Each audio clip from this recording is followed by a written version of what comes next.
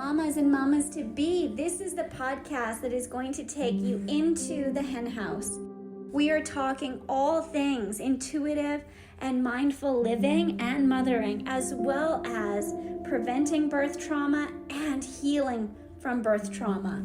We are bringing you real talk, real connection, real community, and hopefully some real inspiration as well. We are your hosts, Andrea and Chantal.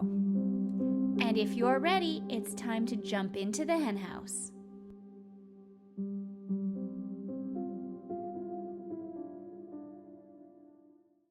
Hello, everyone, and welcome back. We're so excited to have you here today. And Andrea and I are going to be talking about martyrdom. Seems like a common topic among moms, especially new moms. Yeah, definitely. And I feel like it can go it can swing in extremes one way or another. Yeah, so absolutely. Whether it's doing too much and taking on too much and feeling that need to do everything versus I feel like in this age of social media, and I'm gonna call it the healing age. I'm gonna resolve all the generational traumas. I'm gonna do it all. I'm gonna take care of myself. I'm a priority. But sometimes that almost swings so far that it almost comes off as, and I don't like this word necessarily, but almost narcissistic. Like, who is the priority right now? You or your kids? Yeah. And I think it's a challenging balance to create. And something I've really been thinking about is that balance doesn't mean equal. Balance just means some kind of balance. Mm-hmm. And like, I know you had said something about like what you've been seeing about like mommy wine culture or something like that on social media a lot. Honestly, I've not seen that, but tell me kind of what you were like what you had come across regarding that. Oh, just specifically the need to have a drink with everything you do. Oh, it's the end of the day. I took care of my kids all day. I need a drink. Oh, I need to get my kids here, there, everywhere. I need a drink. We're going to hockey. We're going to soccer. We're going to whatever. I got my drink, and it's. I try not to be judgmental because to each their own. And also, I feel like where did this like dependency on alcohol, on escapism, on a need to detach or numb or get a buzz so that we can make it through our day, our reality. It feels very disconnected to me. And when we take that back to motherhood, I think that there's like a line between what is sacrifice for ourselves and also what is that's the responsibility you took on as a parent. Right. And I think that's where the balance part comes in a little bit, because I think that there is sacrifice as a parent. Mm-hmm. And to do things really well and to show up and to be engaged and to be present, it does take energy and commitment. And so there is that. However, I think from like a mindset kind of perspective, it's also like we chose to have children. Right.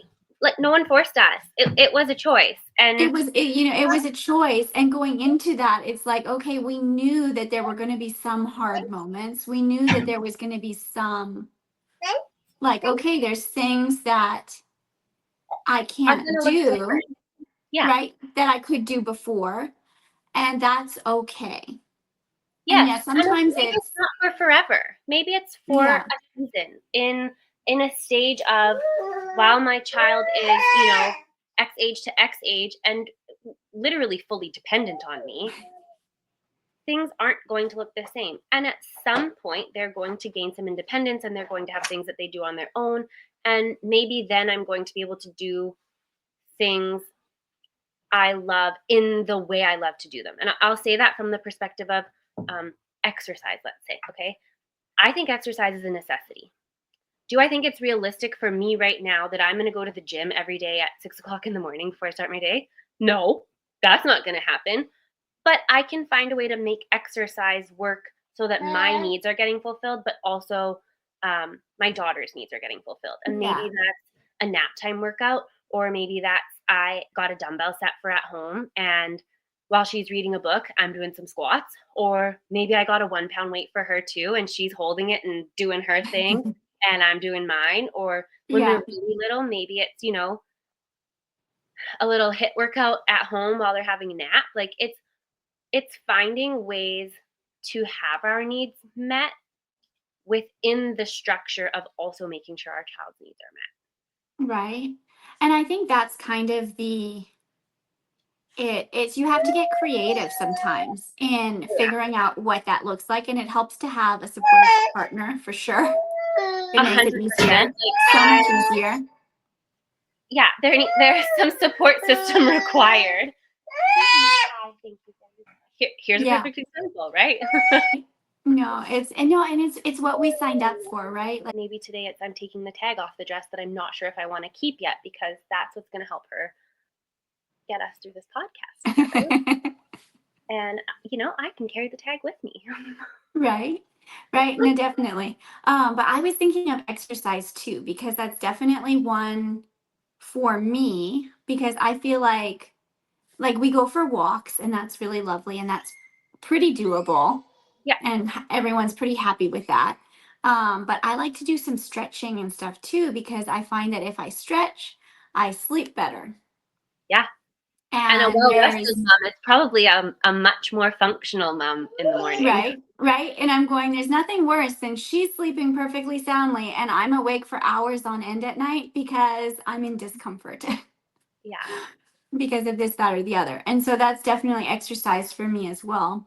And sometimes it's like 5 minutes at a time and we do a little stretching and then we move on. Or I've been doing Pilates and I actually have a Pilates instructor and she hangs out in the room with me. Cool. And sometimes she sits on me. Yeah. And sometimes we have to pause everything and I go, nope, you can't grab that. Or, Yeah. It looks and different. it looks different and it works because, I'm not quite ready for like a super hardcore workout for Pilates anyway. So I'm like, this isn't good. Yeah, I hear that. Walks were huge for us, not just for physical activity, but for sunshine, for fresh air, for my mental health. I would say definitely in like the first 4 to 6 months, definitely in the first 4 to 6 months, we went for a walk every single day. And so it's easier for editing. In the first 4 to 6 months, we went for a walk every single day. And some of that was in the dead of winter here, and it meant a lot of bundling up. And sometimes the bundling up was bordering on longer than the walk was. But to be Mhm. outside, to get fresh air, to pop her in the carrier, she would often fall asleep on me. But for my physical body, it felt great. And for my mental body, it felt so great. And I definitely noticed days that I didn't go for a walk, it wasn't my best self. And I think that can be part of the line with martyrdom and sacrifice also is um, there's a lot of mom guilt on like doing everything right and just doing everything, never mind just doing it right, doing everything. Yeah. And when you're in that space of wanting to make sure that you're doing the best by your child, I think it can be really easy to neglect ourselves. And I think it can be really easy to put our own needs on the back burner. And I think it can be really easy to get so caught up in it that I know for myself, I couldn't even find the words, maybe even the brain space to articulate what my needs were to be able to ask for help or support because I was just Hmm. so in it. Um, but to be able to go, hey, I'm not a bad mom because I'm doing something for myself. In fact, that makes me a good mom, making sure that I can show up, maybe not quite from a full cup, but not from an empty cup. Right. Allows me to show up in the way I want to show up, and it allows me to teach even from a very young age my child that like you don't have to come last in the name of everyone else and everything else. Yeah.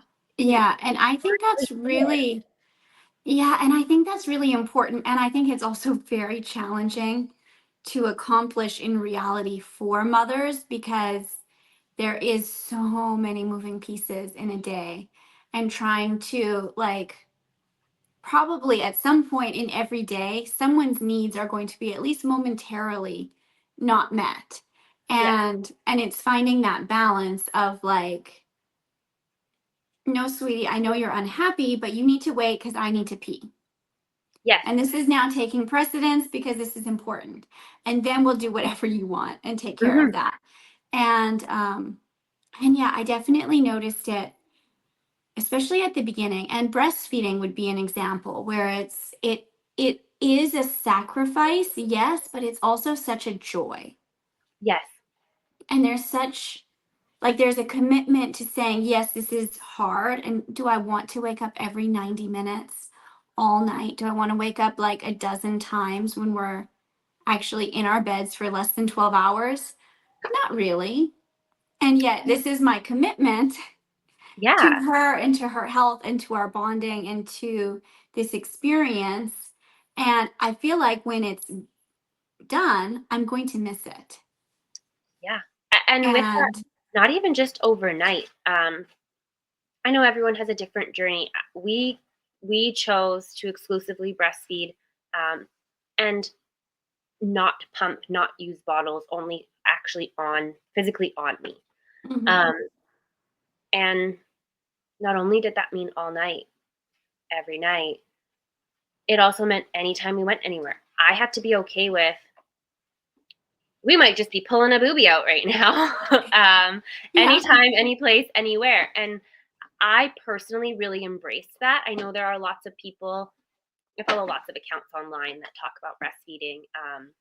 And there are lots of people who have negative experiences in the capacity that people around them are judgmental. People in public places are sometimes judgmental or give them looks or even have the audacity to say something to them, yeah. We got kicked out of a restaurant, which is absurd and illegal. and I'm Simeon is like, um, woohoo!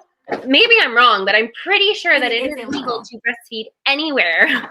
It is In, legal. It is legal to breastfeed. Our my lactation consultant was like, that's not right. no, And you can be fully like everything out in the open. There's no rules about discreet breastfeeding. As long as you've got a baby on a boob, everything can be it's hanging allowed. out. Right. Yeah. So I can see how, yes, if that's a choice you made, it's a big commitment. And I can Mhm. see why some women don't choose it because it is a really big commitment and it's hard. Yeah. And when Yeah. people are nasty, it doesn't make you feel good. And yeah, it's such an Right. interesting balancing act. Balance is such a great word. I Yeah. really like that you use it because I feel like often when we think of balance, we think of the two scales being even, right? But Hmm. as you were talking about it and saying it doesn't necessarily mean the same, I'm picturing like, you know, I might have a gold brick on one side, one single gold brick. And on the other side, I might need 5,000 peas to balance that weight, right? So it's not always one for one to make balance Yeah. happen. It might be Yeah. many to one, And I many think to one. sometimes there's the motion of balance, of the movement. Like balance is a moving, it's not a stillness. It's like a moving Yes, it's target. an ebb and a flow, a harmony. A harmony. I like A that. harmony, yeah. And and especially when kids are little, it's like they it's a lot of, they need a lot. They're fully dependent. There's Yeah. not a lot of independent time. And so yes, some needs may for a season kind of get pushed aside a little bit and go, okay, you know what? This just isn't the time to be doing whatever it is, launching new big projects or whatever. And We didn't respond well to that one, did we? Hmm. Let me do it and all right now. it took me like 9 months till I was like, oh, my brain came back. Okay, I can kind of like start to look around me now without getting really overwhelmed. Yeah. Like Yep. we can start thinking a little bit about more than just the basics. Mhm. And that I think that there is a prioritization there when it comes to um, needs versus wants. And I'm not saying that wants aren't valuable, but you know, my need for personal hygiene, whether that's going to the bathroom or having a shower, like those are real Mhm. needs. And I feel like such simple needs can go unmet. I don't know if I can even count how many new moms I've had a conversation with where we're all like, so I had a shower this week. Mhm. Like this week? And that's a Yeah. reality for so many of us. Or the classic, like I had a shower and all I did is wash my parts. Like it wasn't a hair shower or a full body shower or even a 5 minutes of take a breath and enjoy shower. It was just Yeah. like my breastfeeding BO is so rank that I need to wash my armpits. And now we're Yeah. done. Time's up. Yeah. Yeah. And sometimes it's, someone starts screaming in the other room and you're like, okay, this is ended. What I did, because my showers got so short and washing my hair kind of did go out the window I mean, I did, I don't know. I honestly don't remember how often. It depended on the week. Yeah, But I think I did shower every day. I think, mostly, anyways. But I ended up saying, you know what? My showers are so short and I'm going to make them special. So I bought fancy soap. nice. And it was like this springtime and it was like orange and had swirls in it. And it was like artistry. And it was I'm chills natural. just picturing it. Right? And it was so beautiful. And it made us have to clean the shower more often, which my husband was so annoyed about. But I was like, it's so beautiful. It smells like springtime. Yeah, And I was like, so I just did that. And I'm going, this makes me feel fancy. yeah, It fuels me. And yeah. this is something I can do because I can't take a 30-minute shower. No. And that's okay. But I'm like, but this feeds the little something in me that goes, okay, this makes my shower more fun. Like, this is something special. Like, this is a dedicated 5 minutes for me that feels now really special, I even really if like I'm rushing. I really like that. Like finding ways to make pleasure in the getting the needs met in the limited time that's available for it. Yeah. And I think that's something too. Like, it's okay to say, I need 2 minutes or I need 3 minutes because I think everyone reaches. And yes, hopefully as adults, and adults who have done some self work and self growth and all of that, hopefully we're somewhat regulated and we have some capacity to manage our emotions. And I think if one gets tired enough or things get intense enough, everyone can fall into overwhelm. And I think that's also where, if you do have a supportive partner, it's great to say, like, whoa, I am so not myself right now. Like, Mhm. I'm so overwhelmed. I'm having trouble functioning or taking care of anyone's needs. Like, I'm checking out a bit. Like, I need 3 minutes. Like, I just need 3 minutes. I'm going to go by myself. I'm going to breathe. I'm going to reset.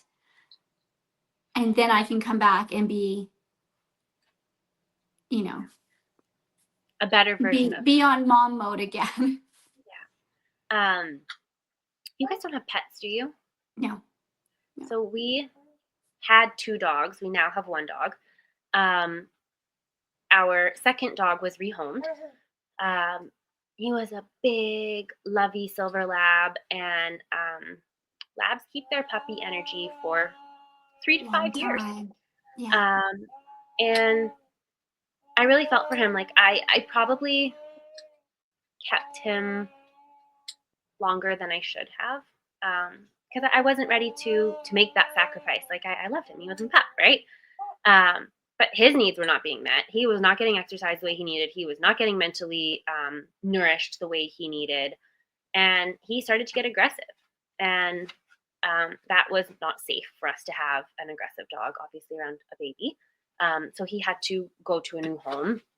But it's interesting to see those same reflections in myself, right? To see, oh, like on days when my needs are not getting met, I come home and our other dog, she's so excited. She wants to see me. She wants to jump up. And I'm like, get off of me. Like, do not touch me. Do not walk where I want to walk. Get out of my way. The other day I came home and I looked at Ed, and I'm in the process of opening a new chiropractic office right now. Um, and Ed has been so wonderful. He's been going and helping with all these renos every day after work. And I got home and I said, I need to go to the office and put doorknobs in. And he's like, I can go put the doorknobs in for you. I said, no, you're not hearing what I'm saying. I need to go. I need to go. And I'll put doorknobs in. Like, I was so dysregulated that I was like, I'm not a nice person right now. This is not good for our daughter. This is not good for you. This is not good for our dog. This is not good for me. Like, I need to go. So I went. And of course, none of the doorknobs wanted to go in. So it was just super frustrating. But like that 45 minutes or hour between driving there and doing whatever and then driving home, I came home and I was like, oh, I feel human again. Like I feel again. And I think that is such a key piece of not letting that go. And I feel like in working with moms for so many years, they say, I don't get the chance. I don't get to do this. I don't get to do that. And it can become very like victim mode. Mm-hmm. And then they yell at their kids and then they yell at everyone else. And well, I just don't get a chance. And it's like sometimes I think you have to recognize it in yourself and then ask for it. Yeah. And I think that's also okay to say, like, and even for like stay-at-home moms, a lot of people will say, well, why would you ever need childcare? Or like, why would you have a nanny? Or like, how dare you take a morning off? You're just at home. You shouldn't need time off. And it's kind of like we all need a little bit of time or something that helps us be our best self and show up for our kids in the best way we can. And sometimes, yes, we get a little less than we need during certain seasons, and that's okay.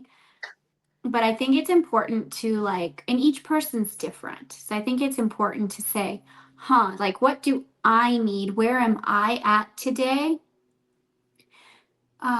Like even it was, I don't know, like one of my first periods that I got when it came back postpartum, took me out with the cramps. And I was like, okay, this is hard because I used to have cramps, but I could just lay around.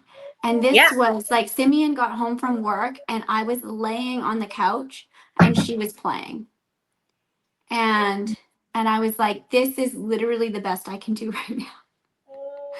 And so then he's like, okay, you know what? We're going to like throw a frozen pizza in the oven and you just rest, go to bed, and I've got all the rest of this. Like you're off the clock unless she's hungry. Yeah. And boobies. And boobies. But otherwise, you're off the clock right now. And that just makes a big difference because I think that our capacities change day by day. And again, it's like the moving target of balance and of honoring what we need to pour into our children from at least a fuller cup. Yeah. I think that it's something that,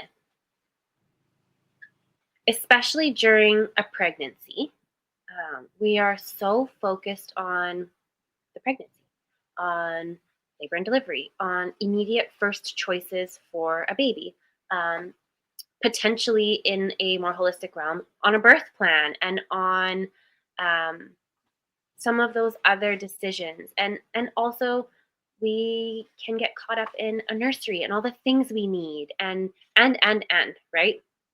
And I don't feel like there's enough focus or reminders for mom that once babe comes, you're going to have needs that will need to be met. And let's talk about what that looks like now. Let's talk about a post-birth plan for mom now. And I know there are books and resources out there. I know the 4th trimester is one that it came to me highly recommended. I truthfully never read it. I have it, but I never read it. But it came very highly recommended. And I think that there could be a lot more emphasis put on that for moms. I think that the potential exists that with more conversation and communication and focus on mom's needs before baby arrives, we could probably mitigate some instances of postpartum depression and anxiety. We could probably help moms be a lot more functional and feel more supported and be able to even state their own needs if that is brought into awareness earlier on before it Yeah. becomes. Yeah. I definitely agree with that. And I think that there is, in postpartum, my experience has been is that there's often a bit of a callousness of like, you're having a hard time. Well, everyone has a hard time. Get over it. Move on. And even from other moms, there's very little compassion. It takes a special few to bring that compassion. And I think that's something we all have to keep ourselves in check for too, to say, you know what? It doesn't matter if I think I had a harder time, or like if they're struggling right now, let me just be compassionate. Yeah. It's not a Let me comparison. It's not like mine's worse than yours. yeah, like let me just show up. Mm-hmm.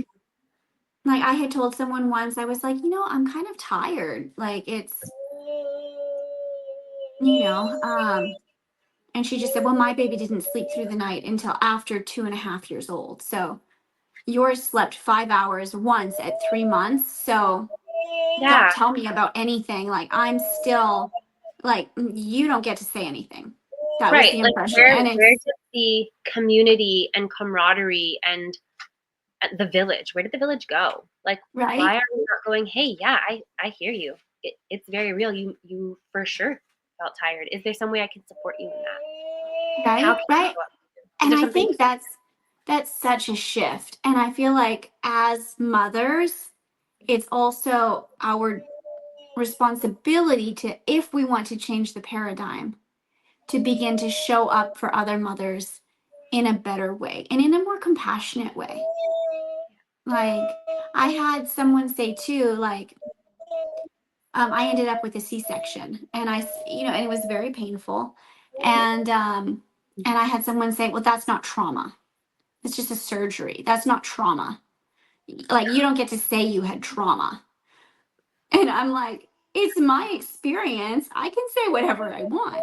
Thank you Yeah, very much. yeah. And I can perceive it however I choose to perceive it. What was real for me was real for me. Right? Like I don't have to, it's not a sliding scale that it Mhm. only counts if something goes like catastrophically, like worst possible scenario wrong. And oh, okay, well then it actually counts. Well, at that point, no one's around to even experience, you know? Yeah. And why does it have to be so bad for it to be valid or to be heard or for me to desire or need support? Right, right. And it's an interesting thing too, right? Like speaking of little things, I went to the hairdresser and because I wanted a haircut, and she was really mean. And I Huh. was so upset. I left crying. Okay, and I don't cry that much, even postpartum. Even pregnancy. I think I've cried like, I don't know, less than a dozen times between pregnancy and postpartum. And I left crying, and I was like, this lady was mean. Like she was so mean. And I said that to someone, and the response was, yeah, that's really hard. You go to the hairdresser because you want to be pampered a little bit. You want to be told that you're beautiful, whether the person is lying through their teeth or not. You want to be told that. And she's like, I totally get that. And I was like, wow, this is someone who's showing up in such a big way. And I know that the things going on in her life are so much worse than a mean hairdresser. They're like, truly, she's having a really hard time. Yeah. And I was like, And I feel recognize your need in that silly. moment. It wasn't about comparison. It was about showing Yeah. up and being empathetic and being compassionate. Like, what a Yeah. beautiful thing. And how, Right. honestly, how easy can that be to show up for people like Yeah. that? I And I'm don't think going, it's what a hard. difference. It's like, I feel heard. Yeah. And she could have easily said, like, Andrea, that's the most ridiculous thing I've ever heard. Who cares? Look at everything going on in my life. And that's truly challenging. And I'm like, I get it. Yeah. I get it. This is was like a really tiny thing in the grand scheme of things, and it bothered me. Yeah. And it was like, wow, someone's showing up in such a kind way Yeah. and not throwing mom guilt or being like, wow, you went to the hairdresser and or whatever, right? And I have she's a newer friend, and she's one of those friends who, when you meet someone and your souls just connect and you're like, oh, I've known you forever. yeah, It feels safe. So I yeah. have a newer friend, and we met, I guess it was after I became a mom. She has 2 girls of her own. We live in the same town together, and at the end of one of the streets in our town, there are a bunch of trails through a forest. And so we often go for forest walks with our girls. And um, the other day, we both had been in our own ways just having particularly challenging times. And I had seen something online that said, like, find you the friend who you can say, do you want to go on a date and do some primal screaming? And I sent it to her because I was like, this is so up her alley. And she goes, oh, yeah, let's plan that. We need more than just a forest walk. We need to just go let it all out. And I was like, oh, thank you for seeing me on a soul level. And simultaneously, I had a big win to share the other day, and I called her and I just said, like, here's something exciting. And she received it and then said, like, I'm so happy that you wanted to call and share that with me. Like, I like that we can be there for each other in all of the real moments, whether they're Mhm. really or really yay. Yeah. And I think that we need more of that. I think part of that comes from as we age, not just becoming a mom, but as we age, I think that we look for connections on deeper levels. Um, and we're not really interested in the, like, how's the weather, superficial conversations anymore.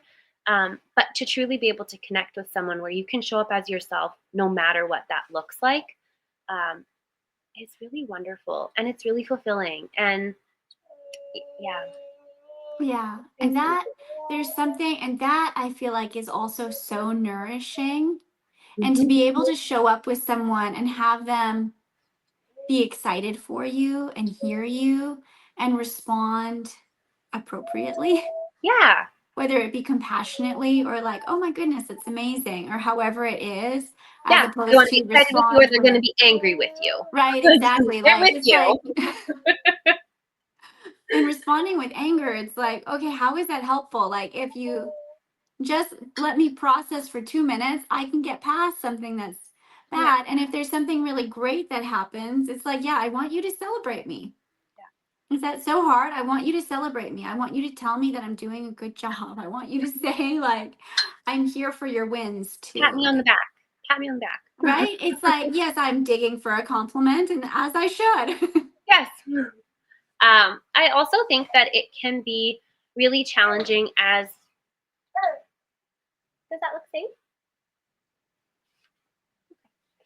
It can be really challenging as we step into motherhood, um, when other friendships, other female friends maybe aren't a mom yet, whether they will be or not. I think there's a learning curve, and I think that we don't necessarily realize, as the non-mom friend, if you will, what your mom friend's needs are until you've been through it yourself. Um, Yeah.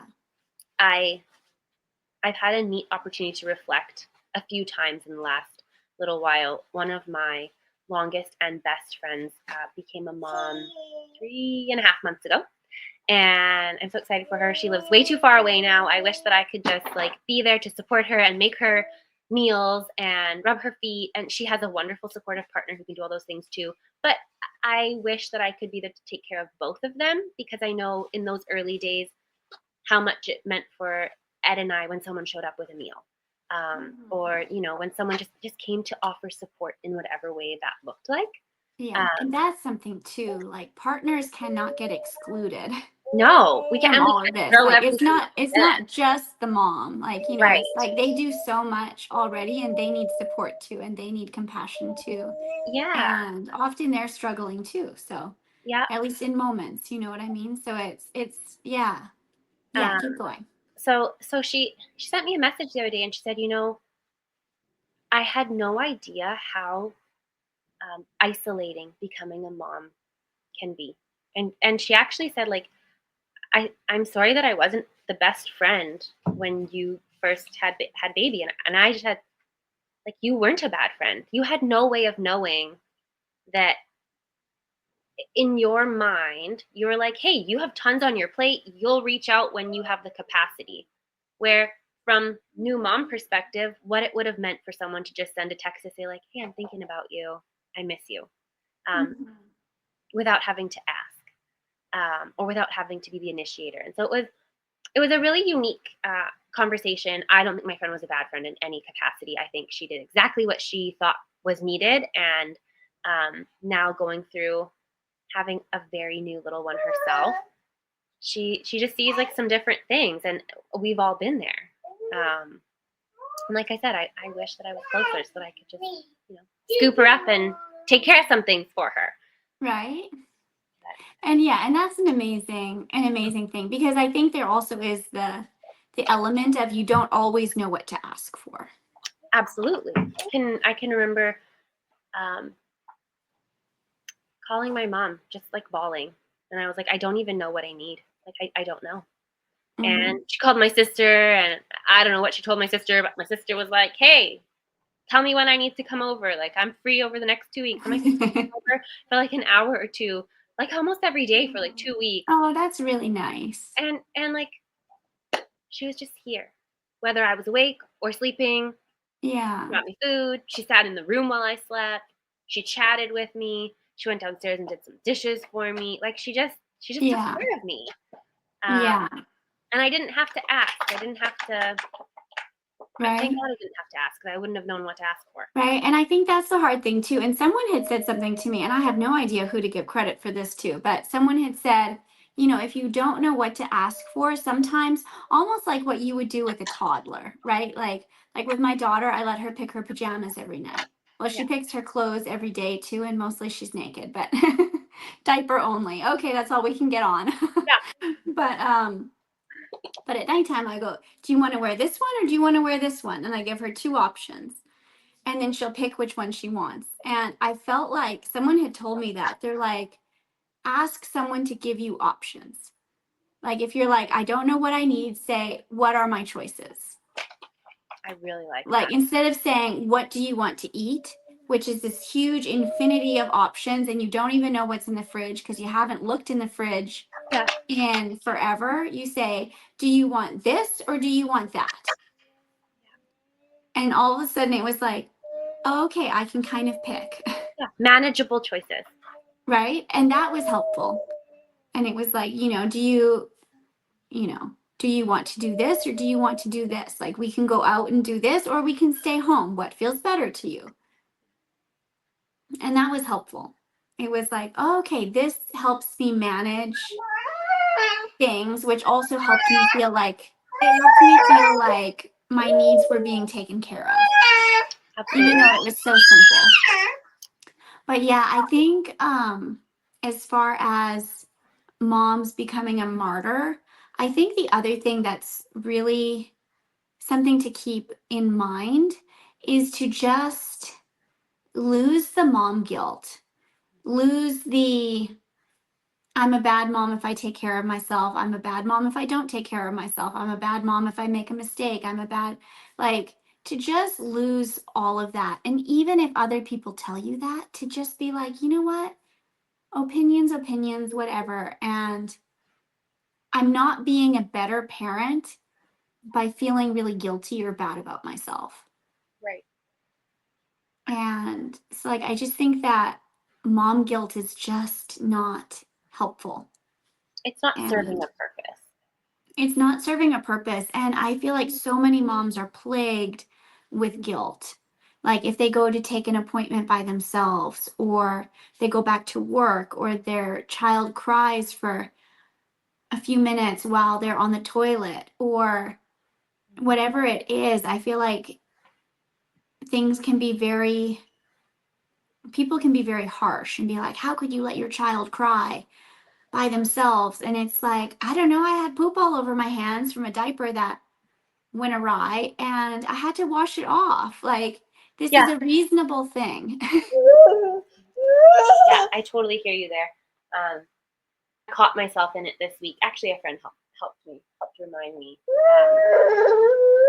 I was doing 10 million things, and for a couple days, like Lennon's day was like coming to help me build furniture at the office, and coming to run this errand, and coming to work. And I said to my friend, like, I feel like such a bad mom because like she hasn't done anything for her. Like her life has been put around my schedule as opposed to my life being around her schedule. And my friend was like, that doesn't make you a bad mom. Like pursuing your own desires and goals doesn't make you a bad mom. You're teaching her that she can go for whatever she wants. Yeah. And you're teaching her that she can do and be whatever she wants. And she said, and really think back to when you were a kid. How cool was it to get to go to mom and dad's work sometimes? Like, Oh my goodness, I loved going with my dad to work. He had the yeah, best highlighters in his drawer. right? And it was like, I mean, it was so exciting. And all the people who worked at the bank, like I got to go in the vault. It Yeah, was so much how fun. cool. It was so much fun. And then I also went to my mom to her work and I got to wear the police officer's hat. And I was Unreal. like, I was so excited. Yeah. So then I think, okay, she comes with me to the office to build furniture, and I'm sitting here thinking, like, oh, your day sucks. But like, she's got screwdrivers, she's got chisels, she's picking up Yeah. screws, she's putting everything in different holes in the chair, she's exploring, she's climbing. I'm like, this probably doesn't suck for her at all. This is Right? probably It's super probably cool and really fun. exciting. Well, and I think that's something too, and I've heard it online sometimes where it's like, when did it become that we have to just sit and play with our children all day? Yeah. Like for them, putting laundry from the washer to the dryer, that's play. It's exciting. It's fun. Yeah. Putting the Like, dishes away. It's fun. it's Lennon loves fun. it. Like, you know, like it's like doing things with your child and Yeah. it can benefit both of you. And if everyone's happy with what you're doing, it's like, Yeah. why waste your time feeling bad about it? And I think too, like as a mom, you can demonstrate, yes, taking care of yourself. You can demonstrate pursuing your dreams. You can demonstrate communication. You can demonstrate, and they're soaking all of it up. And so I Right. think it's also following the fire of your heart Yeah. Yeah. I and think as long saying, as we're not mm, sacrificing a child's need for safety, security, food, yeah, we're, yeah. we're probably doing a pretty good job. Right? Yeah. And so it's like follow your passions. Yes, and maybe some of them will have to be like, okay, this isn't quite the time, and that's okay too. But maybe in a few months it will be. Absolutely. And I think it's wonderful to bring our children along for the ride, whatever the ride of life is. Yes, to include them in our lives as opposed to pivoting and making our entire life about them, if you will. Mhm. And like you said, about them in that like why is all we're doing playing, and like now we're doing music play, and now we're doing art play, and now we're doing puzzle play. Like when why can't we just be doing life things and learning as we go? Right? Yeah, and I mean everything there still are things that have to get done in the day. Yeah. So it's like include them with it, take your time with it, and just I think that there's just finding more enjoyment in life and in moments and in your children. And that kind of shifts everything Yeah. to be like, are we enjoying our time together? And I Like think all of us. like bringing that full circle, I think that shift in perspective can make sacrifice feel a lot more like pivots and changes Mhm. to find enjoyment, and less that we're giving something up and more that we're welcoming something in. Right. Right. Finding what works for us now. Yeah. Because there is so much, like, there's so much talk of the hardship of motherhood, but there's also so much fun. Yeah. And the joy of Yeah, motherhood. there's so much joy. Yeah. And I think pausing to feel that and to see that and to be grateful for that is can make a world of a difference too. Mhm. Yeah. I couldn't agree more. This has been a Mhm. really great conversation today. Yeah, it went kind of So, different than I thought it would, but I loved it. me too. Yeah. Yay. Thank you. Well, Yes, thank you, Caitlin. And thank you to all of our beautiful, wonderful listeners. We're so glad you are here with us, and we will have another episode for you next week. See you next week. Thank you for being here today. If you are loving this podcast, please go ahead and subscribe, and we would love if you would leave us a review. Sending so much love for you into this week, and we will see you soon.